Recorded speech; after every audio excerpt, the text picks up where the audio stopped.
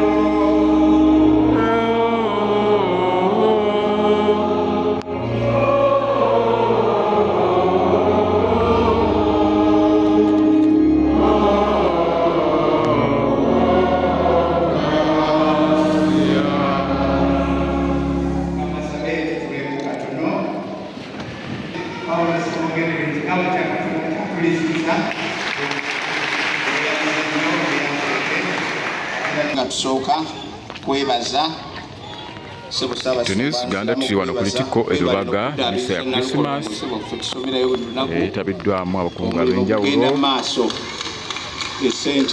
abasumba polisi mokuli yafudde mu kitambiro ky'emmisa ng'ali wamu n'omubaka wa Papre yawummula Augustine Kasujja. Omulimu gukyali munene bannange ogw'okulala kwebaza nnyo kwaya yasinzisiria era ddala ewezezza emyaka 10 giwulidde aba Daughters of Mary ab'e Rwanda ne ttiimu yaabwe abatutimbidde ekereziya eno bagala kikwasa Ssaabasumba tugenda kikukwasa mu mwezi ogwokutaano ate tuwa ekirala ekyetaaga okuzimba kati bano tebali wano ekyo kiwedde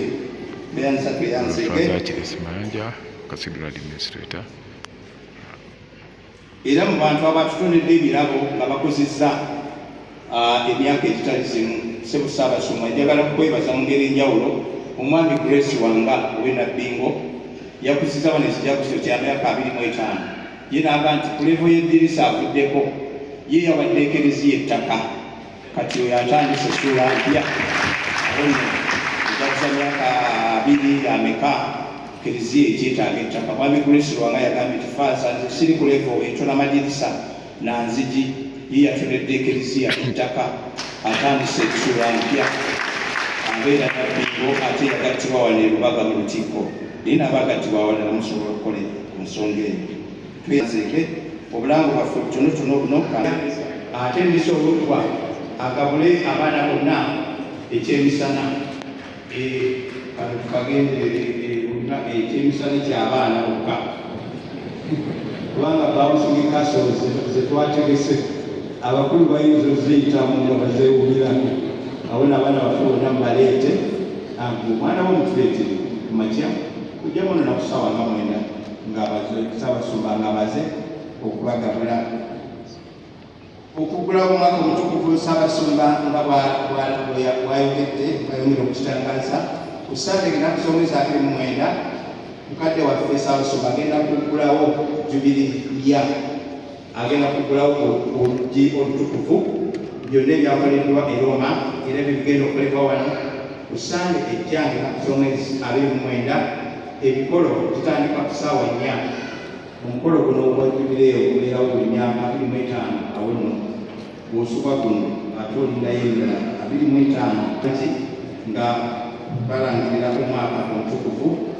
ate nga tuyita mu luggi olutukuvu ekisomero ate abaana bakole interview bino mugende nabyo ebbaluwa esemba omwana oyo okuva ew'ekifo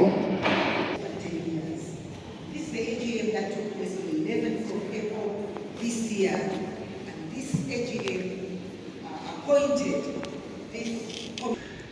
We are carrying on the same objectives, and the overall key objective of this foundation is to support the work of the Archbishop, the work of evangelization, practical evangelization to all members of the Catholic Church through the Archdiocese as the foundation towards the construction of Nalukolongo home, the Nakateyamba home. So, our work involves supporting the Archbishop. Our work involves, because it's evangelization work, we want to be able to organize sensitization seminars, to organize workshops, meet Roman Catholics. Let me now briefly tell you about the membership that the criteria for becoming a member. The criteria for becoming a member of this foundation is one must be a practicing member of the Roman Apostolic Catholic Church. One of good standing, not just a nominal member, but a practicing member, practicing the principles and values of the Catholic Church. That is who a member should be. And because we are revamping this organization membership by paying the membership fees, and you can find any of us to get by paying the membership dues. Lastly, I'd like to record our appreciation to all of you that have participated and carry on the work of the foundation. I want to start with this bracelet to achieve our objectives. So I want to thank you, all of you, for the good work that you're doing with us to ensure that we can. Otuweereza ate bamembers baga muyitiddwa mwenna wali wa Ssaabasumba bamwe maama ab'ebitiibwa mwenna abakulembeze ministers ba MPs bakristo bannange mwenna Omukama mulungi obudde bwonna.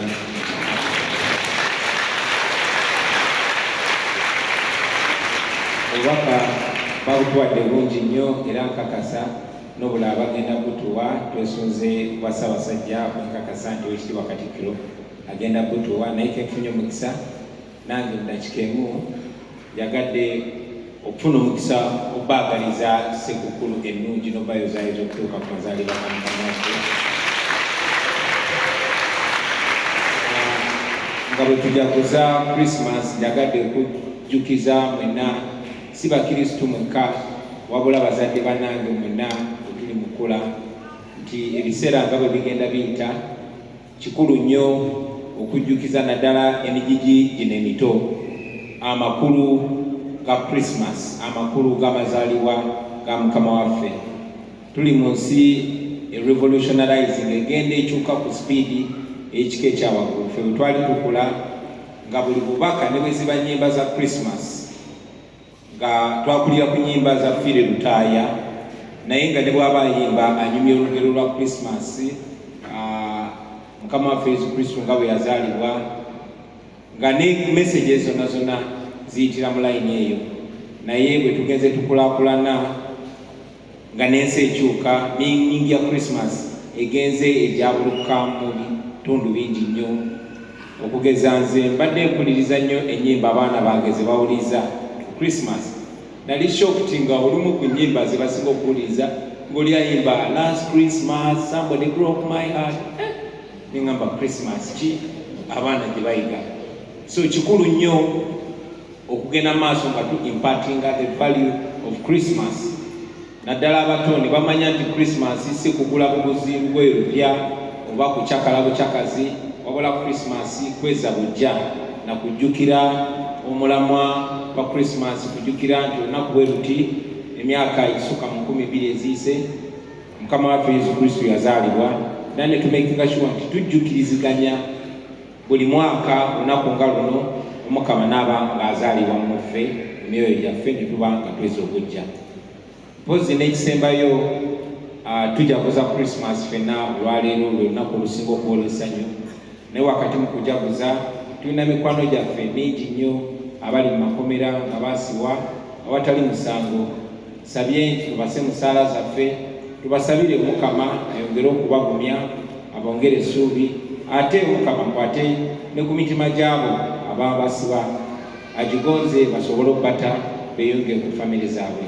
Baagaliza Christmas ennungi n'omwaka omujja weebeere butwa. Webale nnyo Honorable Robert Kyagulanyi obubaka obwo. Ekyagambye ffe mu Tuesday class twakikola dda Ssaabasumba abaana Abakatuliki mubenga mubatuweereza values tuzizaamu. Ffe twakikozeeko bwe twabadde nabo era buli mwaka tutegeka nebaza nnyo chairperson wa Staffe Ssaabasumba wange Robert Kyagulanyi Ssentamu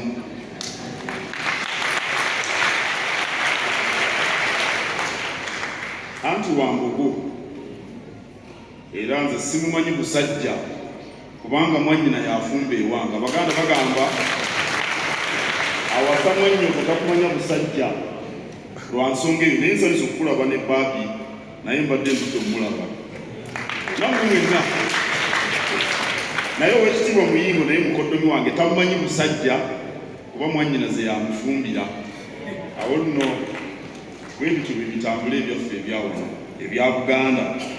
Mbalamusizza nnyo era nebaza Ssaabasumba okutukulembera era weebale kututuusaako obubaka bwa kalidinaali. Tusanyuse nnyo, tusanyukidde ddala. Ennaku z'omwezi 3 omwezi ogwa nga nnaku z'omwezi 3 omwezi guno Ssaabasajja Kabaka yantuma ewa Ssaabasumba mutwalira obubaka obumuyozaayoza olw'emyaka 3 egy'obwakaridinaali era Ssaabasumba abaganda ekirala kye nabayigiriza kuba ngalo buli kaseera obugalo ne President wa Cathedral Foundation ngala abadde atusaba nsabe kale natwala omubaka wa Ssaabasajja wa karidinaali ogw'emyaka 3 egy'obwakaridinaali suubi nga bwe tuwulidde Ssaabasumba atuusako obubaka. Ssaabasajja Kabaka yatuwadde obubaka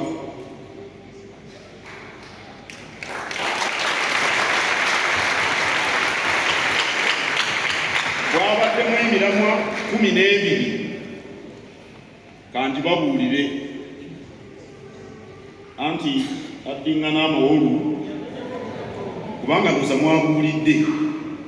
Yasoose n'atugamba nti obulamu bwe bwongera okutereera naye baza Katonda.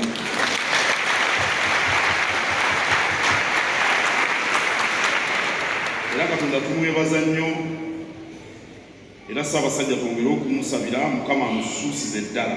Yatugambye tuleme kugwamu ssuubi ku ludda olwo. Omulamu ogwokubiri gwabadde buvumu. Kabaka tayagala tubeere batiitiizi. Uganda agamba nti ekiri atabaala kyekirya n'asigadde kabaagendanga okutabaala omutiitiizi asigala waka. Kaakati engo emusanga waka bali nga bali mu lutabaalo n'emukavula nga tewali n'amutaasa. Kabaka yakitugambye ekyo omulamu ogwokusatu Kabaka yatugambye tulengere ewala.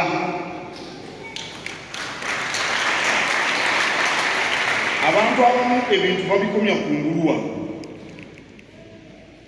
Tulina okulengera ebiri ewala ne tubyetangira kyabagamba.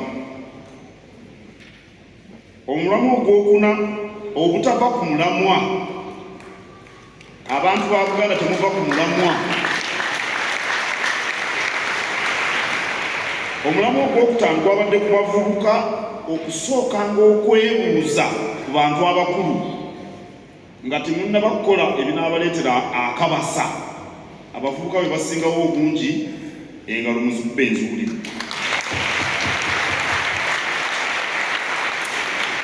Omulamu ogwokutaano oba gwa mukaaga okunyweza ennono zaffe tuleme kuzunguwala watali nsonga. Abantu tebakyasobola kwogera Luganda nga Baganda ggere boogera Lungereza. Ssaabasumba n'abali wano bangi bendabako abaana boogera mu Lungereza. Okunyweza ennono zaffe ekineewuunyisa nga Dr. Jane bw'abadde ayogerawo bwe batuuka ku Katikkiro ng'ava mu Luzungu adda mu Luganda naffe ab'Emmengo Luzungu tulumanyi. Bw'oba oyogedde Lungereza ayogera Luzungu n'ab'Emmengo bajja kukutegeera. Bw'olaba nga waliwo obwetaavu bw'okwogera Oluganda luuge. So si kugamba Honorable Minister bonna Oweekitiibwa Katikkiro tusanyusa okukulaba ye Katikkiro Luzungu talungi. Omulamwa ndowooza oba gwa musanvu oba gwa mukaaga gwa musanvu. Ssaabasajja yennyamidde olwa Paalamenti okubeeramu embirigo ebikonde n'okuwogola emba. Kabaka bw'ayogera ekintu mukisangako omwoyo. Yagambye nti bivudde ne mu Paalamenti ebidda ne ku nkiiko eza wansi. Tubadde tulaba aba KCCA nga bagwangana mu bulabu n'abalala mu nkiiko eyo e Masaka wa. Ssaabasajja yakitulabuddeko. Ekyomunaana yatugambye twewale obusosoze nga bwe twalaba ku tteeka ly'emmwanyi.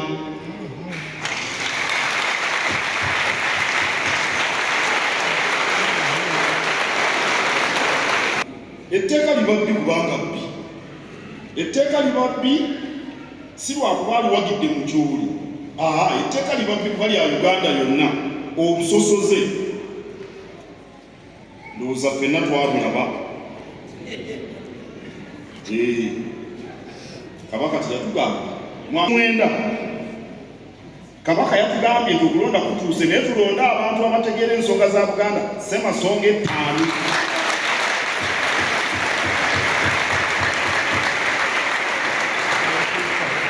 Omuntu atayagala kabaka wano mu Buganda akalulu agende bakamuwa Karamojja gye batalina bwakabaka.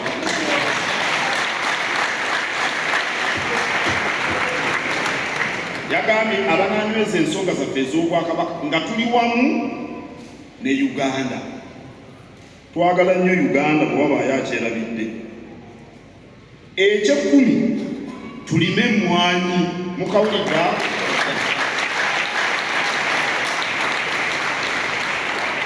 Ssaabasumba ebigo byatwala ebisinga biri mu kibuga.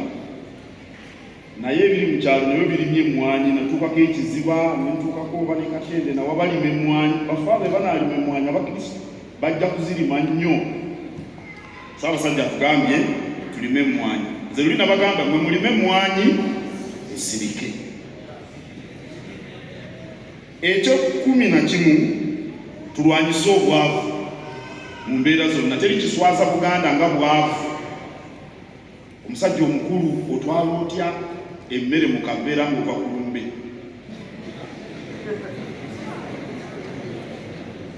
Nga weddira mutima ne bakusanga n'akaveera mulimu ennyama ova ku mukolo. Kiva ku bwavu, kubanga teri kireeta njala nga bwavu. Okulwanyisa obwavu. Ekye-12 Ssaabasajja yatugambye tuyige okwawula ekituufu ku kikyamu.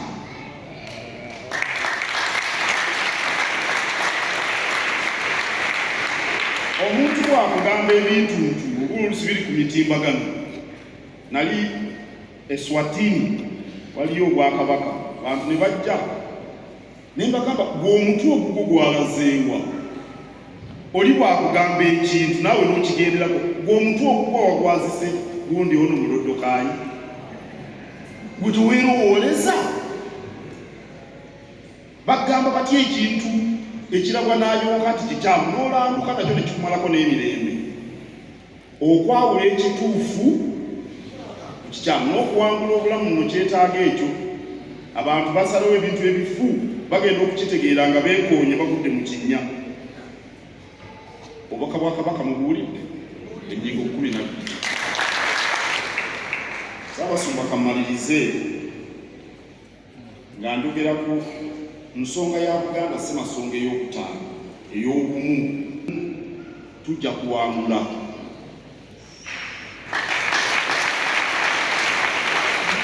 Singa ffenna abali wano tuba bumu mu bitwawula ebitali bimu, obuwanguzi mu byonna tujja kubutuukako. Wano ndabye mmeeya w'e Makindye Haji Mulyannyama Ali Mulyannyama si mulwanyamuli. Omwanjuzi yamuyise mulwanyamuli, ye Mulyannyama Ali, musajja wa Butiko, omusajja musiraamu. Era sirowooza nti enkya bagenda kumubatiza. Naye yazze okulaga obumu bw'ossa ekitiibwa mu banno kye bakkiririzaamu obwobumu.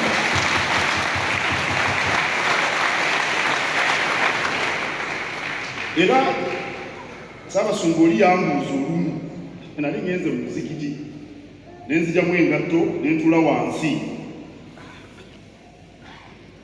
Oli nanziza ebbali naŋŋamba ati bye biki by'otandise? Ne mugamba nti tomanyi nti mu Buganda mulimu abasiraamu? Kyolowooza abo bonna abatambula kababe bakatoliki nze nababatiza? N'abasiraamu si nze nabasalamula. Nina okutambula nabo. Kabaka yatugamba mu bubaka bwe nga myaka 31 ng'ali ku Namulungu nti bwe tunaabeera obumu omulaba ajja kugulwa waayita. Tubategeere, tulengere wala tubategeere, twawule ekituufu tubeere bumu. Njagala okubakakasa nga tuli bumu, Buganda ejja kudda ku muti. baagaliza ne 2025 ajjudde ebikisa n'ebibala. Ssaabasajja Kabaka wangaala.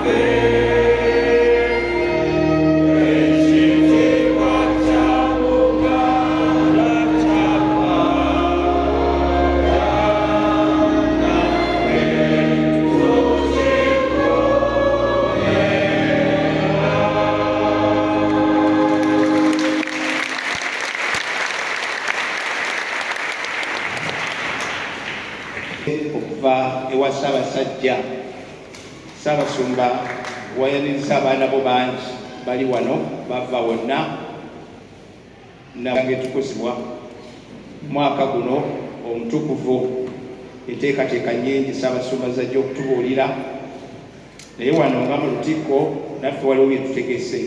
Ekisooka mu mwezi gwa Mei esande esooka tugenda kubatiza abaana bonna abali wansi w'omwezi emyaka 5 n'okukka wansi bwe baba nga si babatize tugenda kubabatiza bwereere esande esembayo mu Mei. Ate esande esembayo ku Gwomukaaga abaana bonna abasembera omunywa esooka nabo bagenda kusemberera bwereere nga bateekeddwateekeddwa bulungi mubatuweereze. Ate mu Gw'omunaana nga gugwako abantu bonna abatali bagatte tugenda bagattira bwereere wano. Njagenda nsaba Ssaabasumba. Ssaabasumba ayagala nnyo gatta abagole, ekimu byayagala ennyo, bingi byayagala ennyo, naye ekigambo ky'okugatta abagole tasobola kutuula wansi. Awo nno Saturday esembayo ku Gw'omunaana mutandike okwewandiisa eno mu Mei. Ssaabasumba wetunajaguliza ekijaguzi kya lutikko ng'abantu abasinga bonna bagattiddwa, awo nno mbasaba tweteeketeeke. Oweekitiibwa Ssebo kusaba jangu tuwe obubaka bwa gavumenti.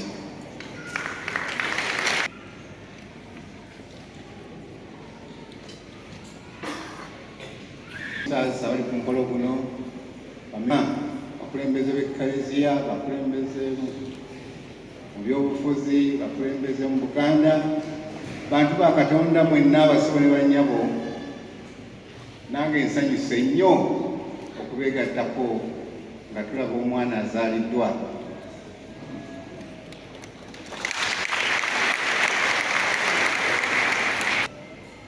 Ku lwa gavumenti ya Uganda ne bannayuganda bonna njagala okukozesa omukisa guno okukuyozaayoza n'Abakatuliki bonna mu Uganda olw'okubeerawo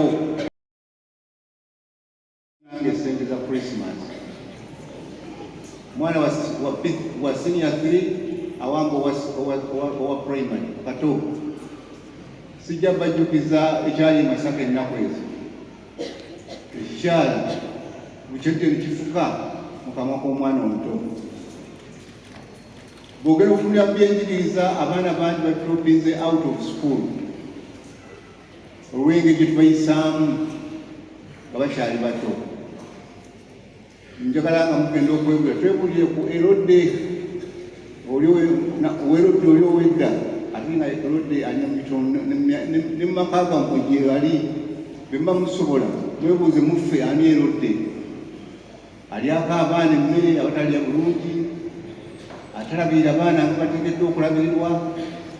Essala yange gye nsaba baganda bange bakristu baganda bange buli omu alina obuvunaanyizibwa okulabirira omwana tubalabirire. Abaana abo bwe bugagga bwaffe, abaana abo ye golodi waffe, abaana ye future y'eggwanga yaffe Uganda.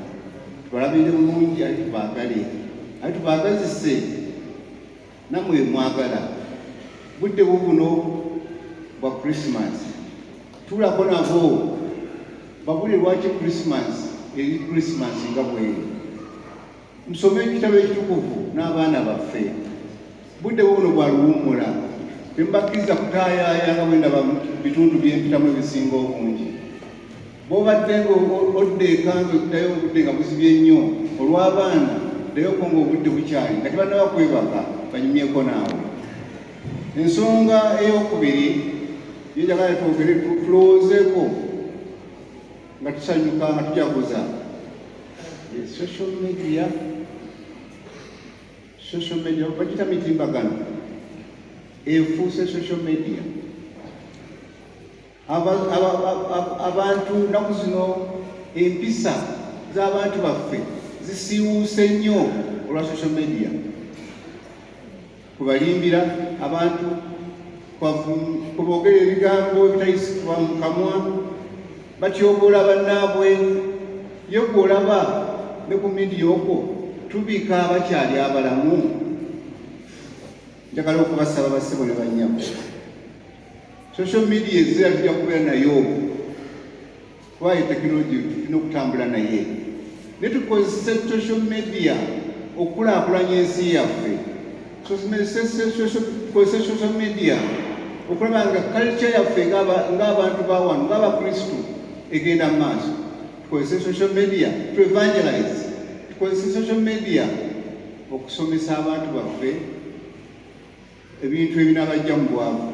Bw'obanga oli mulunzi wa mbuzi kozesa social media okunoonya akatale n'okwagazisa abantu okulya embuzi. Naye ebyokugamba okuvuma kujereka kukola kutyoboola bakulu kumaka kuno kibadde kisusse badde ensaba nga tutunuulira omwana ono atuzaaliddwa muffe. Social media tugiyingize mu bulamu bwaffe ng'egenderera kwegatta nga Katikkiro bw'agambye, ng'egenderera kukolera wamu, ng'egenderera kugoba bwavu mu maka gaffe. Mpozi n'ensonga yange esembayo y'ey'okugoba obwavu.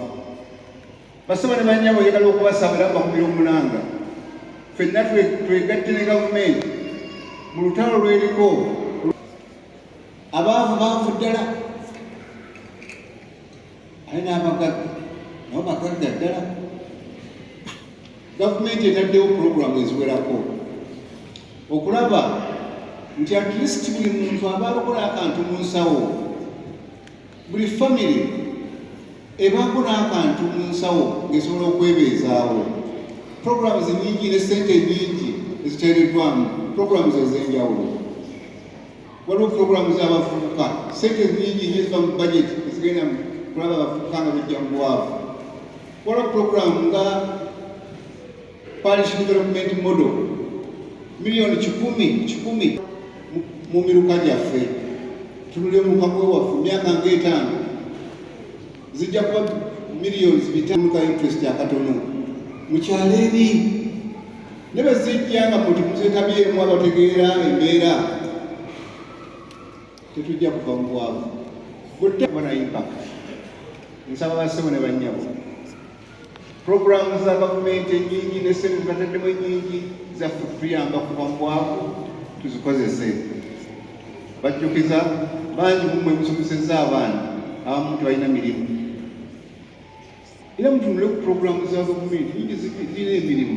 Kati ng'ewange mu education tuzimbye amasomero 115 ennaku zino tugenda kwetaaga abasomesa tulaninga advert ennaku zino wiiki ewedde nga tulaninga advert mugambe abaana bamwe banoonya abagala okukola okuyingira mu kusomesa mu gavumenti basabe erya gavumenti oba bawunyira zeeze simanyi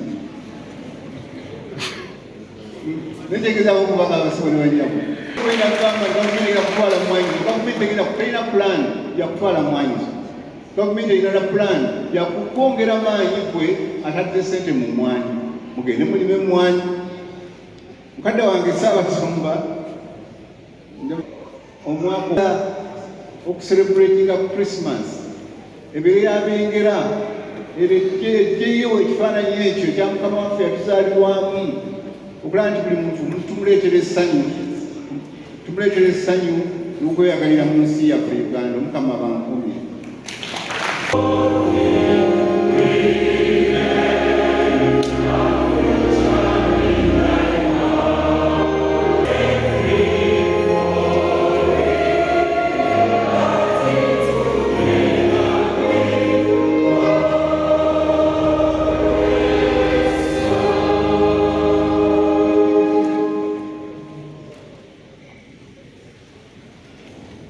Amazaalibwa ga Mukama waffe Yesu Kristo wano mu Cathedral ey'e Rubaga. Mwebale nnyo okujja, mwebalire ddala ate n'obubaka obulungi obutuweereddwa bakadde baffe ab'ebiti eby'enjawulo. Mwebale nnyo. Waaliwo ttica bamuyitanga Sebberiya Mukasa. Baamugaba mu ssomero ly'e Kaabwoko nga taata ali mu primary n'amusomesa. Taata buli kyabadde atubuulira ku musomesa oyo ne mutabani we. Omusomesa oyo Sebberiya Mukasa ye taata wa Katikkiro ono Charles Peter Mayiga. Ye yasomesa kitange mu mwaka 1949. Era yamuwandiikira ebbaluwa olumu ng'amwebaza emirimu gy'akoze mu Ecclesia bulijjo mbadde nkugoberera kubanga taata bulijjo abadde atutubuulirako. Ku Sande ejja nga 29 nga Kitaffe Ssaabasumba bw'atugambye agenda kuggulawo mu butongole omwaka omutukuvu wano mu Cathedral e Rubaga. Ino kigenda kuddamu kubeerawo mu 2025.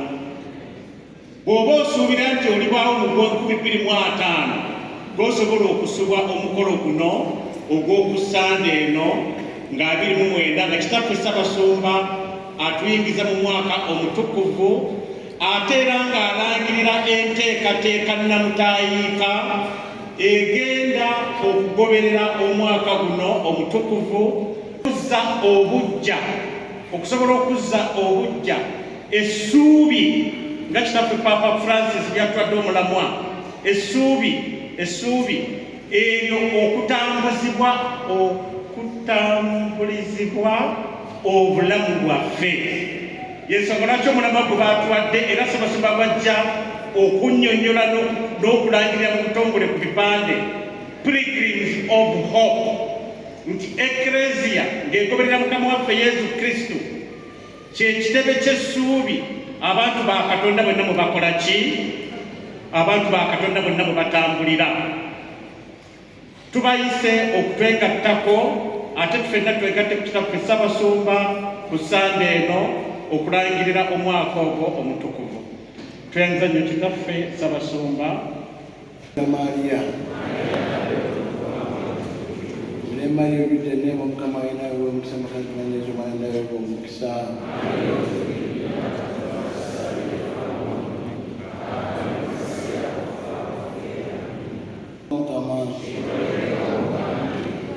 Maria with the name of Kamarina, whom some husband is one and Kisa.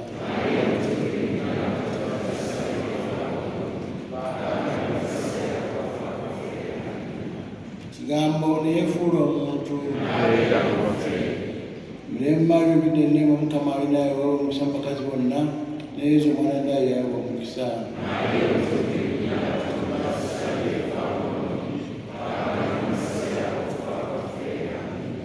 I don't know tusabire. Twegayirire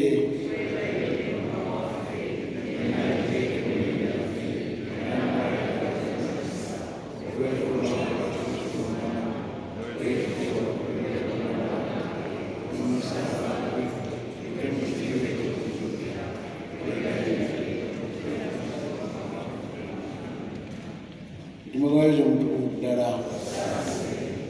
Ndio kama na tukisikire. Ndio mtu kidogo. Mwenye pati ya mwana ya mtu kidogo.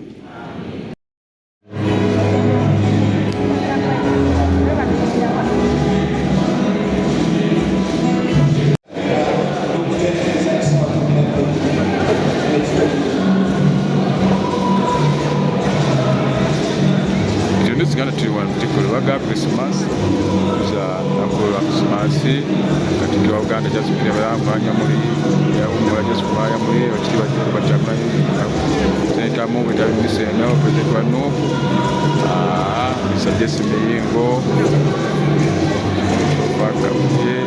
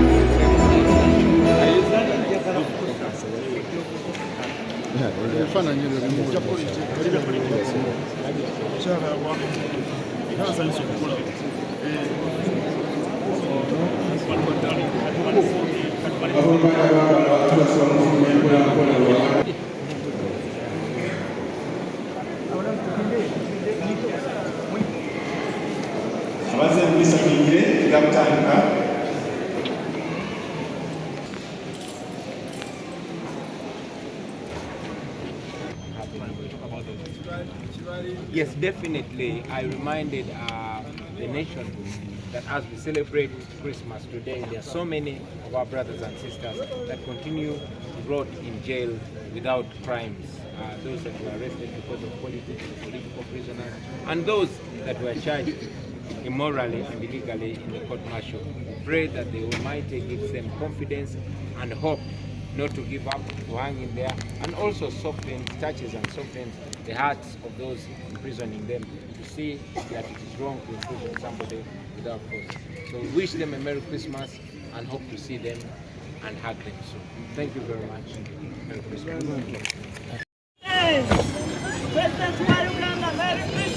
President Omulonde! President!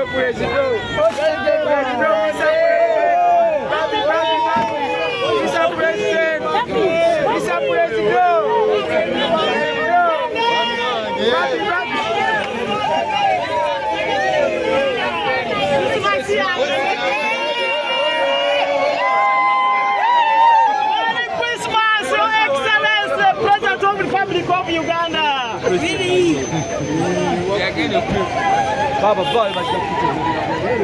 Tunis kana tiwa no rwaka mpenzo no kupata chakula chini tambu tuwani sababu tikero baka sawa sumba semogera kuna mtemo cha misa zole kwa Uganda just pita maiga Mungu banchi seka wajirati